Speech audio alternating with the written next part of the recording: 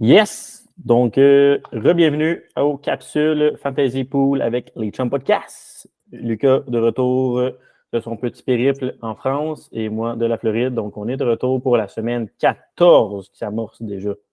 Luc, ça a bien été? 14 dans la NHL. Yes, ça a bien été, toi? Yes, sir, yes, sir. Un petit peu de soleil et maintenant de retour au hockey. All Donc, on right. start ça à l'instant. Puisqu'on n'a pas fait la semaine passée, malheureusement, en raison du jour de l'an, on était hors service. Donc, on va revenir sur nos derniers pics de la semaine 12. Notre meilleur coup, sans aucun doute, Ryan McLeod. Avec le barème de paramètres que nous, on a, c'est 4,13 moyenne de points par match qui est faite en 3 games. Mais en gros, 2 buts, 2 passes en 3 games. Il a continué de très bien performer. Donc, on l'avait mentionné dans nos coups à surveiller, Ryan McLeod, et ce serait d'ailleurs encore un bon coup de le prendre pour cette semaine, alors qu'il est monté seulement à 4% de roster. Du côté de notre moins bon coup, Teuvo Teravainen, c'est plate parce que c'est lui que j'avais décidé de sauter dessus dans mon fantasy. Un gros 0 points en 3 matchs. Donc, ça n'a pas bien été pour le petit Teuvo. On va essayer de s'attendre à la semaine 14. Avec nos bons cours, on va commencer par regarder les équipes qui vont être intéressantes cette semaine, à aller chercher des joueurs, dépendamment des ligues, des participants que vous avez. Ça fait changer un peu la dynamique. Il y a beaucoup d'équipes à 4 matchs cette semaine. On parle de 7 équipes. Ceux qui ont l'horaire le plus intéressant, on parle des Stars de Dallas qui jouent 3 off-night. Donc, 2 fois lundi et mercredi contre le Wild. Peut-être qu'il y a quelques semaines, on vous aurait dit que c'est peut-être pas l'idéal non plus parce que le Wild avait quand même seulement une moyenne de but arrivé de 3,09. Mais depuis la perte de Gus de Boss, on va voir si Fleury est capable de maintenir la tendance pour ces 2 premiers matchs de la semaine. Probablement pas, donc c'est des bons affrontements. Par la suite, ça se clôture la semaine contre Nashville puis Chicago.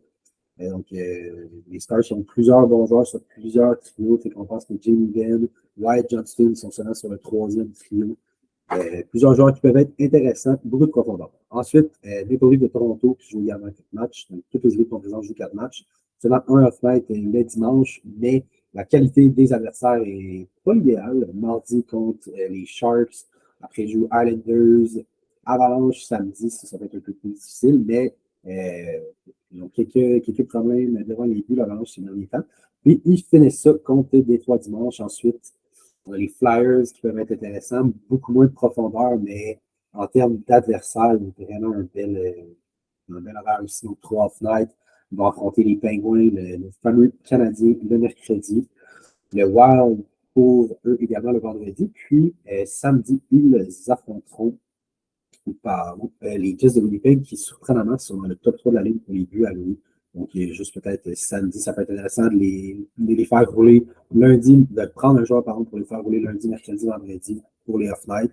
Puis après, de dropper ce joueur-là pour un joueur qui joue samedi, dimanche. Par exemple, un joueur des Leafs, un joueur des Capitals ou un joueur des Red Wings. Ensuite, qui joue également, c'est les seules équipes qui jouent samedi, dimanche. Ensuite, les Canucks de Vancouver qui ont également un bel horaire. Ils jouent lundi, mardi, jeudi et samedi. Ils affrontent en début de semaine, lundi, mardi, les 2 équipes de New York, qui ont commencé par les Rangers. Jeudi, ça sera les Penguins. Puis samedi, ils vont affronter les Sabres de Buffalo. Également, une équipe qui a de la profondeur, puis pas énormément de joueurs qui sont rostered chez les Canucks, qui ont des options à l'attaque et à la défensive. On n'en parle pas, mais des joueurs qui pensent à éclore également. On pense à je suis Dakota à Vancouver. Parmi les autres équipes qui jouent 4 matchs, il y a Boston, le Wild, puis également les Rangers. Mais c'est des adversaires un peu plus difficiles cette semaine. Donc, ça fait le tour des équipes à surveiller vraiment qui ont un très bel horaire. 4 games. Autant d'équipes qui a 4 games, c'est assez rare.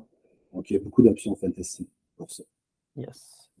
Du côté des équipes ayant un calendrier un peu moins chargé et en plus qui jouent lors des journées les plus achalandées, les Hurricanes de Caroline, les Blue Jackets de Columbus et les Devils du New Jersey.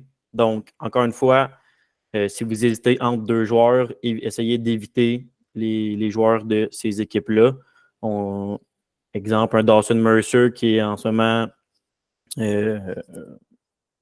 sur une très bonne séquence. C'est peut-être pas le meilleur moment de sauter dessus puisqu'il y a seulement 2 matchs cette semaine et qu'en plus, il joue un jeudi, samedi que le calendrier est complet. Ça va être l'heure de le dropper pour moi. Du côté des joueurs à ajouter, on va commencer avec... Ouais, c'est ça, on l'a dit, les Flyers ils ont vraiment un bel horaire. C'est dur pour les Flyers parce qu'ils ont beaucoup moins de profondeur. Ils n'ont pas énormément de joueurs qui peuvent faire une grosse différence. Puis on l'a dit, nous, on sélectionne juste les joueurs qui sont moins de 50% roster sur Yahoo. Parmi les joueurs intéressants, on pense que Farby, qui est maintenant sur la première ligne, le premier powerplay et le premier piqué, donc le fameux trio, c'est assez rare, est très intéressant. Il y a 9 points à ses 7 dernières games, un seul en powerplay en plus. C'est sûr que les Flyers n'ont pas le meilleur powerplay, mais ça pourrait venir à changer. Il joue avec Couturier également, qui peut être une belle option. On l'avait recommandé il y a 2 semaines, ça a mal été, mais ça peut être intéressant de le garder également. Il me semble que Couturier est seulement à 27% de ce quelque chose comme ça. Bref. Farby qui peut être une belle option. Il y a seulement une position sur Yahoo à l'aile gauche, mais il joue beaucoup de. Ensuite, on a le Jake DeBrusk qui commence à montrer des signes finalement de ce qu'on attendait à sa saison de contrat. Beaucoup d'attentes étaient placées sur ses épaules. Il n'a pas délivré du tout, mais il semble être dans une bonne séquence. Puis les Blues, on a mentionné qu'ils ont un bel horaire la semaine prochaine de 4 matchs, seulement 44% roster sur Yahoo. Il joue sur la deuxième ligne, le deuxième powerplay. Mais le premier Piqué, puis lui, sur Yahoo, ses positions, il y a les deux, donc l'aile gauche et l'aile droite. Puis, c'est ça. C'est peut-être signe que récemment, ça a super bien été, mais avec ses responsabilités qui ont augmenté aussi en Piqué et en powerplay, même, comme je le mentionnais, même si sur le deuxième powerplay, il y a 4 points en powerplay à ses 6 dernières lignes, puis 8 points de tour. Yes. Du côté de Tyler Seguin, ce n'était qu'une question de temps avant qu'il décide de tout casser. Depuis qu'ils ont mis Marchment, Bat Duchesne et Seguin ensemble, ça va vraiment bien pour les 3 joueurs. Du côté de Seguin, 4 buts à ses 4 derniers matchs. Sur Yahoo, il y a 2 positions, centre et ailier droit, donc on l'a mentionné plusieurs fois, c'est quelque chose qui peut être vraiment utile lorsque vous faites vos line-up. Il y a 4 matchs cette semaine, seulement 40% roster sur Yahoo. Il joue sur la deuxième ligne que je viens de mentionner, mais c'est quand même une deuxième ligne qui pourrait être une première dans bien des équipes. Et sur le premier powerplay des Stars de Dallas, qui n'est pas plate non plus. Donc, Tyler Seguin. Marchment aussi, qui va très bien ces temps-ci. Il peut être assuré. Oui, 100%. Autre petit joueur, un petit gars d'ici, Alexis Lafrenière. Pour ceux qui ont écouté la partie des Rangers contre le Canadien hier, Lafrenière était en feu. C'est le genre de partie qu'il est capable de vous donner. Donc, c'est pas seulement sur la feuille de pointage en termes de buts et de passes, mais il tire, il frappe. Donc, c'est un joueur qui peut être potentiellement très bon dans un fantasy pool. Seulement 31% roster sur Yahoo. Il joue sur la deuxième ligne. Très bonne deuxième ligne d'ailleurs. Le deuxième power play. Il y a 2 positions, les 2 ailes, ailier droit et ailier gauche. Et petit commentaire, depuis le 15 décembre, donc ça fait quand même presque un mois, il y a une moyenne de 3 tirs par match. Donc, quand je disais qu'il était capable de performer autre qu'en termes de buts et de passes, c'est le genre de stats que Lafrenière peut vous amener. On fait ça avec un défenseur, un autre défenseur, en fait, un autre joueur un peu comme Jake DeBrusk, qui ont énormément d'attente cette saison, qui n'est pas livré du tout. Un peu Lindholm qui commence à montrer, mais en fait, on l'espère vraiment ce qu'il est capable. Lui aussi, ça va super bien. Seulement 49% roster cette semaine sur Yahoo, ça devrait monter en 50 avec ses dernières games. Il joue sur la deuxième ligne, puis le deuxième powerplay, mais le premier piqué. Il y a 6 passes à ses 4 dernières parties. Puis ce qui est intéressant aussi, c'est que c'est pas juste dans ses points aussi, mais son niveau de tir bloqué et de tir au filet a également augmenté en moyenne. Donc, je ne sais plus c'est quoi la séquence qu'il y avait eu, 100 points, mais c'était assez de fort. Puis, on commence à avoir peut-être un peu une lueur au bout du tunnel avec son temps de match qui commence à être plus stable aussi. Le retour de Charlie McAvoy qui a manqué des games, qui a été suspendu aussi. On dirait que ça l'a aidé, même si ils ne jouent pas ensemble les deux. Peut-être que justement avoir un peu moins de pression, ça l'a bien remis dans la ligne. Donc, seulement 49% rostered pour un gars qui, en début de saison, certains disaient, avec la saison qu'il a connue l'année dernière, est-ce qu'on part avec Lindholm ou avec McAvoy sur le premier powerplay? Ah, Quand même changé assez drastiquement. puis il y a quand même, je pense que le deuxième powerplay, il joue avec Shattenkirk à la pointe.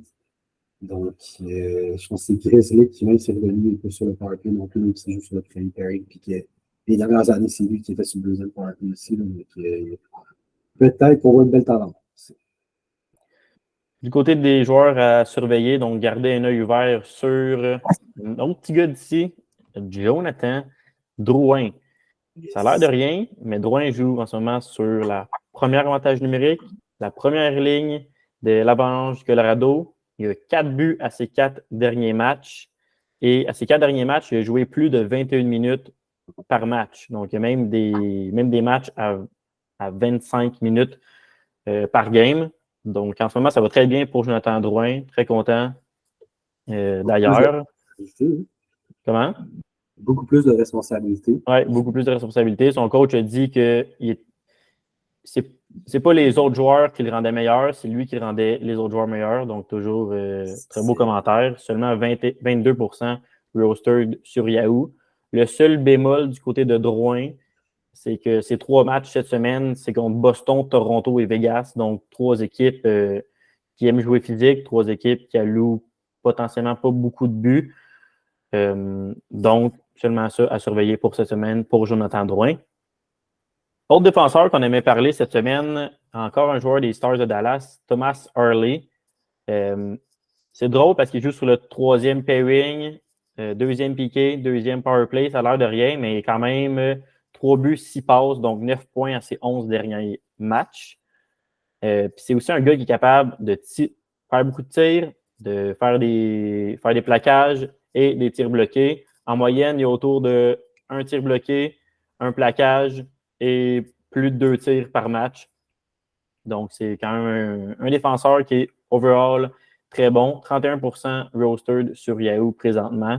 Et il est sur une très belle séquence. Donc, Thomas Hurley, malgré le fait qu'il joue sur le 3e pairing, il joue de bonnes minutes et c'est un joueur à surveiller. Yes, on continue avec les autres joueurs. Regardez, l'œil vert, Rickard Brackell, qui revient d'une blessure quand même long terme, quelques semaines. Je ne sais pas c'est quoi les médicaments qu'il y a eu, mais my God, quel retour il a connu. C'est sûr que ça aide quand tu joues avec un certain Sidney Crosby, mais depuis qu'il est sur la première ligne, ça a été incroyable. Il joue sur le premier powerplay aussi. 7 points à ses 7 derniers matchs depuis qu'il est revenu. Son temps de jeu qui a également beaucoup augmenté. Avant ça, écoute, il y a pratiquement le nombre de matchs qu'il avait, pratiquement le nombre de points qu'il avait lors de la première demi de la saison. Le premier quart, en fait, pour lui, qu'il avait manqué. L'autre quart, ça va super bien pour l'instant. Ça peut être une option très intéressante à seulement 39% roster de cette semaine. La seule chose, c'est l'horaire des Penguins, pardon, qui est un peu plus difficile. On parle des Flyers lundi, Vancouver jeudi, puis les Hurricanes samedi. Flyers qui mènent les Canucks, pardon, qui n'ont vraiment pas beaucoup de buts. C'est le moins dans la ligue présentement. Mais il est à surveiller à long terme, potentiellement plus que juste cette semaine pour Raquel. C'est vraiment, s'il est capable de garder son pouce sur le premier trio avec Crosby et Kielzo, c'est impossible de le produire. On l'a vu par le passé, grâce à des joueurs comme Pascal Dupuis. En fait. Ensuite, un petit joueur qui peut être intéressant, c'est Dylan Guenther qui fera son ouverture de saison cette semaine probablement pour les Coyotes. Présentement, on le place dans une 3e ligne. En fait, à la 3e ligne. La saison passée, donc à sa saison recrue, je pense qu'il y avait eu 15 points, en fait, je vais plus, c'est 15 points à 33 parties. Il avait connu beaucoup de ups and downs, mais il avait très bien. Quand il allait bien, il allait très bien, c'est plus ça. Ça peut être intéressant de le surveiller maintenant avec la maturité qu'il a acquis. Il va compléter le trio avec Jake McBain, qui est Mathias Machelli, qui lui aussi connaît une très bonne saison présentement. Donc, à surveiller, on ne dit pas de l'ajouter immédiatement ou qu'il faut sauter dessus, mais c'est juste que si il est capable peut-être de se positionner, de monter les trios, d'augmenter son temps de jeu puis de se placer peut-être en avantage numérique également. Présentement, sur le deuxième projected, là. Mais ça peut être une belle option fantasy parce que même si c'est celui qui fait le plus de hits, il y avait quand même un bon ratio de points ainsi que de tirs. Yes. On termine ça avec un joueur qui est plus que 50% rostered, malgré qu'on dit qu'on ne fait jamais ça. Mais en ce moment, tout feu, tout flamme, Martin Jones. Je vais t'avouer qu'il y a 2 mois, je ne t'aurais pas dit que c'était un gars à ajouter dans un fantasy, mais là, avec toute la saga des gardiens de but qui se continue à Toronto, il y a Samsonov qui est mis au balotage. Jones a vraiment pris le lead en attaque, pas en attaque, mais dans les buts, désolé. À ses 6 derniers matchs, une moyenne de buts alloués de 1,33, ce qui est excellent. Et autre chose qui peut vous aider, c'est que Toronto alloue beaucoup de tirs par match. Donc, c'est un gardien qui va voir beaucoup de lancers. Donc, potentiellement beaucoup d'arrêts, donc beaucoup de points fantasy. Après ça, il faut que Martin Jones fasse les arrêts et soit constant, chose qu'il n'a pas fait tout au long de sa carrière. Mais très belle séquence présentement, donc on peut sauter dessus s'il est disponible dans votre fantasy. Ça fait le tour pour cette semaine, pour la semaine 14. Avais-tu un petit mot de la fin, mon Luc? Oh, c'est bien. Parfait. On se revoit la semaine prochaine pour une autre fantasy, puis on va revenir sur nos picks. Yes, sir.